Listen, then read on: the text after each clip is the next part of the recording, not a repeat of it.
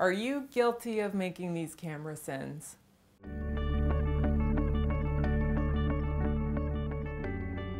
This is Sarah Michelle Brown, your virtual video director here, and here are some of the rookie mistakes that I've seen, and let's make sure that you don't do them.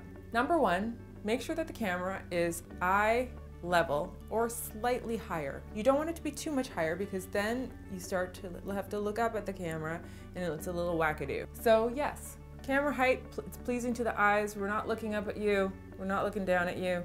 It's a pleasing level for your face. Number two is framing. So you want to make sure that when you're doing your videos that you are positioned in a pleasing place in the frame. So a great spot to hang out is to be center-ish, slightly right of center, over in this kind of zone. Is a nice pleasing zone for cameras. So how far away do you stand from the camera? Well, it depends. But one thing that I will recommend is you don't get so close to it that it's just a headshot because it doesn't give you anywhere to cut from. And don't go too far away so that people have a hard time seeing your face. And then that becomes a very distancing kind of thing for somebody who's watching. They don't get you as much. And make sure you leave a little bit of space between the frame at the top and the top of your head. And but not too much because that can be a little disconcerting to people and it can make it feel a little off. So if you can find something that's like waist level to like just below the shoulders, in that kind of zone is something that can work really nicely. And it's really super flattering, so just play around with it and see where your happy zone is. Number three, make sure that you're looking directly into the lens when you're filming. I've seen several times where people are looking at their image if they have a flip screen or if their image is coming up on their computer or wherever their image is coming up. You can tell when people are actually not looking at it and they're looking at themselves. And this may be a helpful way to make sure that you feel like you're talking to someone, but what it does when you shift your eye line over is it creates a bit of a disconnect from the viewer. So try to discipline yourself, if this is your habit, to start to go from looking at yourself in the image on the monitor to looking directly into the lens. And this really just makes a big difference because I can tell as a viewer that you're talking to yourself and I want to feel like you're talking to me. Okay, very important tip. Number four, if you're using a smartphone, make sure that it is filmed this way. The number one mistake I see with camera stuff is that people film their stuff facing this way, which makes sense when you're making phone calls and that type of thing. That's how you hold your phone.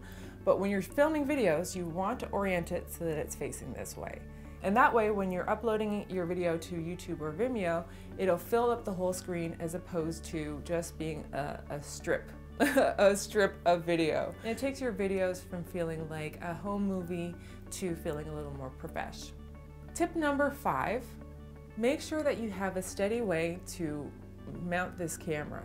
So whether you're using a smartphone or you're using a different kind of camera, you want to make sure that the image is pretty steady. So if that's an investment into a tripod for you, or putting it up and leaning it against a stack of books or on a bookshelf, whatever kind of DIY solution that you choose is up to you, but you definitely want to have your image be as steady as possible. And that is a great way to instantly up the pro-ness of your videos.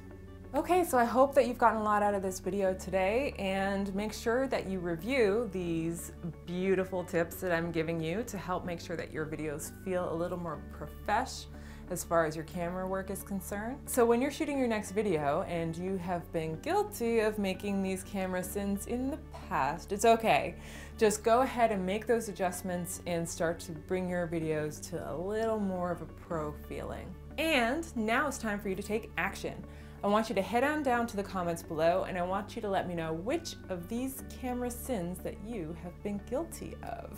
And if you know people who are making some camera sins, go ahead and share this video with them. And as a bonus action, of course, I want you to press record. Just go on and do it right now. Just press record, get your camera and press record.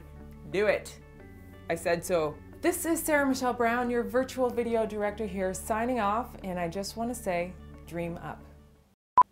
Camera sinning, camera sinning, camera sinning, camera sinning. You know, that could have a really different type of application.